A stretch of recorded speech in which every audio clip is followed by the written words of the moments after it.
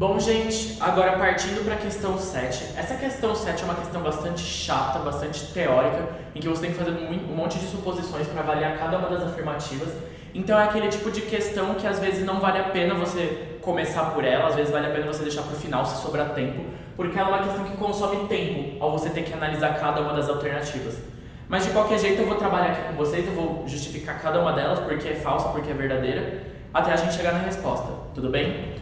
Então, eu vou ler o enunciado aqui e ele diz que considere os subespaços S1 e S2 do P4 de R. Então, acho que é bom anotar isso, né? Estamos trabalhando no P4 de R, né?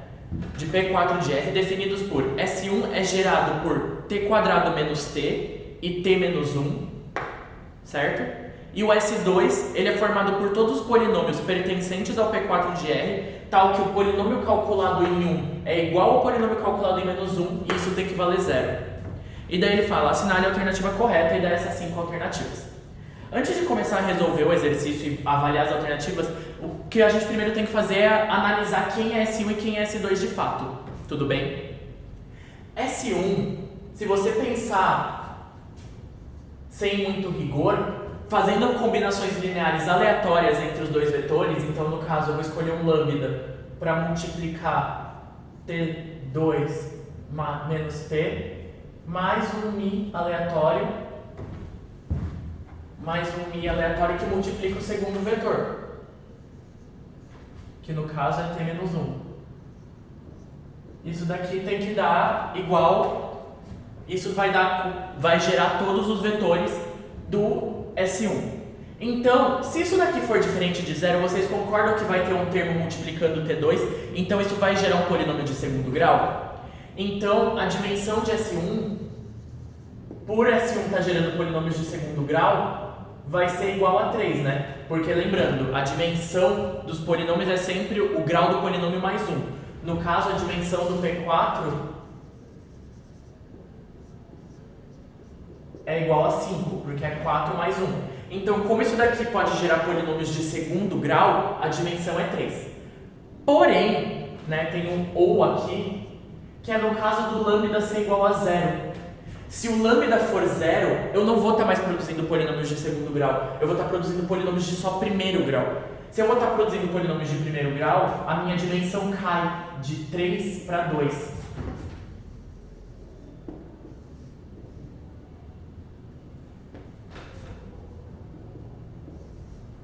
Tudo bem? Então, a gente tem que levar em consideração esses dois casos, tá, gente?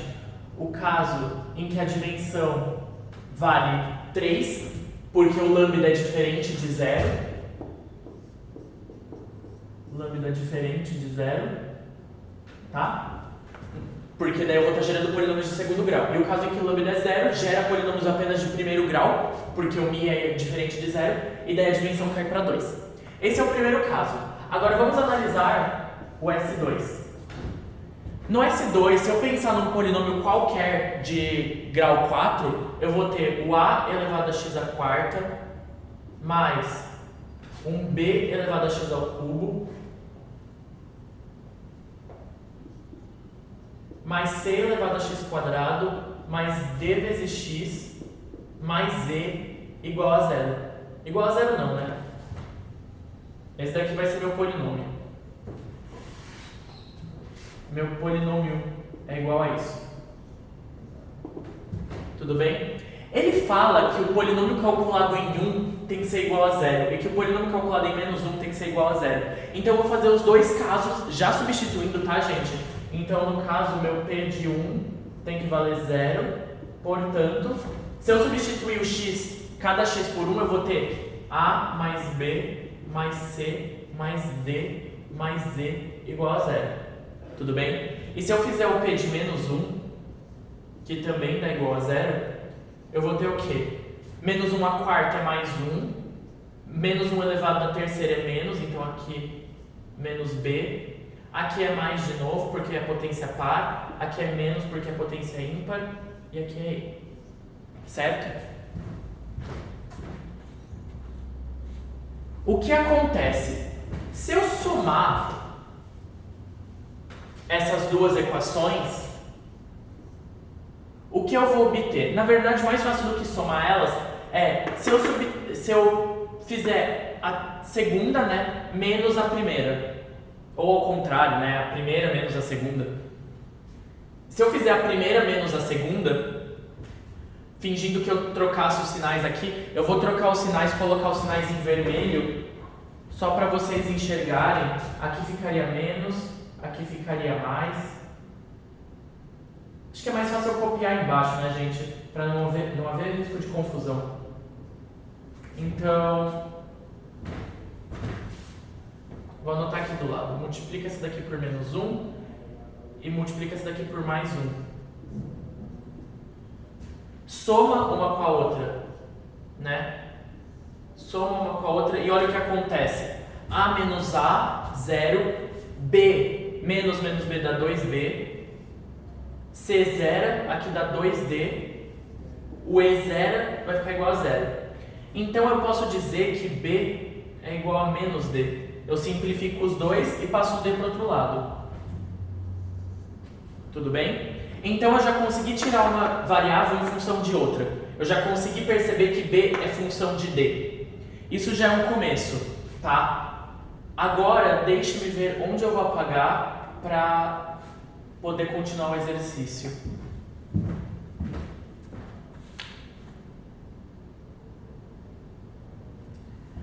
Acho que nem precisa, gente. Isso é uma das possibilidades. A outra possibilidade é somar as equações direto, multiplicar cada uma por 1 e somar, tá? Então, eu vou escrever um ou... Não. Eu vou escrever um ou aqui mesmo. No caso de eu ter P1 mais P de menos 1. Tá? Deixa eu apagar isso daqui para não ocupar espaço.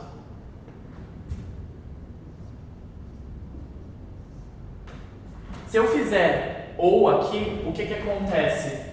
Somando as duas equações, eu vou ter 2A, B cancela, 2C, D cancela, 2E, igual a 0. O 2 dá para simplificar e eu posso tirar o E em função de A e de C. Concordam, gente? Então, olha só os resultados que eu cheguei. Eu cheguei que B depende de D e eu cheguei que E depende de A e C. Então, no final, quantas variáveis livres eu tenho? Eu tenho a variável livre sendo D, A e C. B e E são dependentes. Então, quanto que é a dimensão do S2? É o número de variáveis independentes. Então, 1, 2, 3. A dimensão do S2 é 3. Com isso, eu consigo pensar já em muitas coisas, tendo as dimensões tanto do S2 quanto do S1. Só falta agora eu considerar um pouco a dimensão da intersecção entre eles, né? Eu vou apagar essa parte aqui de baixo dos polinômios, tá bom? Eu vou apagar aqui embaixo, para que eu possa analisar um pouco a intersecção de S1 com S2. A intersecção de S1 com S2 são todos aqueles polinômios que satisfazem ambas essas condições. Ou seja, são polinômios de grau no máximo 2, porque não tem como S1 gerar um polinômio de grau maior que 2. Então são polinômios de grau maior que 2, em que o P de menos 1 e o P de 1 e P de menos 1 vale 0. Certo? Vamos pensar em dois casos. No caso do polinômio de primeiro grau e do polinômio de segundo grau, que são gerados por S1. S1 pode gerar polinômio de segundo grau ou de primeiro grau, como a gente já discutiu. Se eu pegar e gerar um polinômio de primeiro grau, onde ele calculado no 1 vale a 0, vocês concordam que é impossível o polinômio no menos 1 valer 0 também? Porque a reta só cruza o eixo x uma vez? Então, se vale 0 no menos 1, ou se vale 0 no 1, ou se vale 0 no menos 1, não tem como valer no outro também. Então, no caso, polinômios de primeiro grau não participam da intersecção. Por quê? Porque eles satisfazem a condição de S1, mas não satisfazem a condição de S2. Agora, os polinômios de segundo grau satisfazem. No menos 1, ele é igual a 0, e no 1, ele é igual a 0. As parábolas conseguem satisfazer a condição de ser de segundo grau, no máximo, e fazer com que o polinômio calculado no 1 e no menos 1 valha 0. Então, a parábola respeita as duas condições. Então, a intersecção, ela na realidade é igual a quem? Ao P2 de R. A intersecção, ela é igual ao P2 de R. Se ela é igual ao P2 de R, quanto que é a dimensão da intersecção?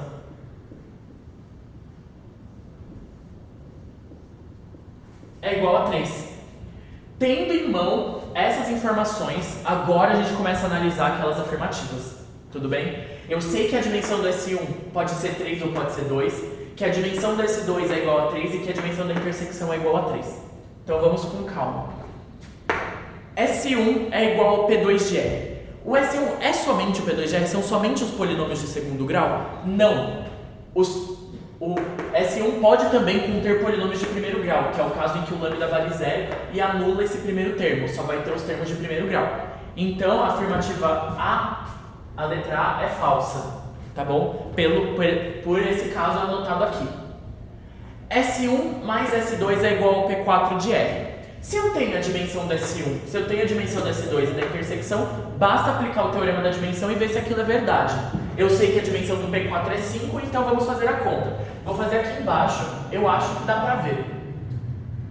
A dimensão da soma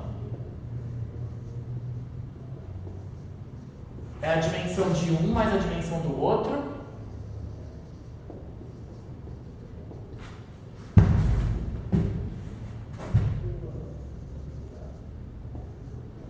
Menos a dimensão da intersecção.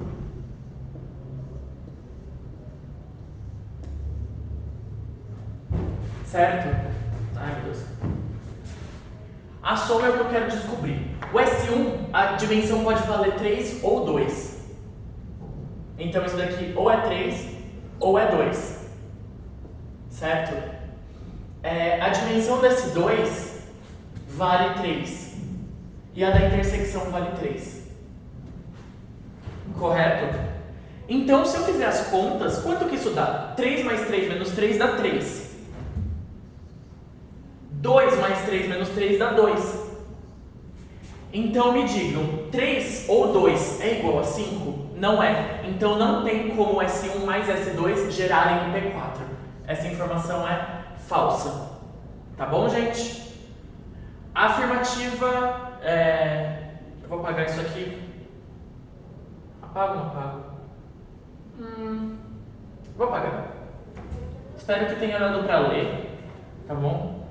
Se ficou ruim de ler, gente, vocês podem vir falar comigo depois que eu explico de novo, tá? Me chamei no privado e tudo mais, se precisar.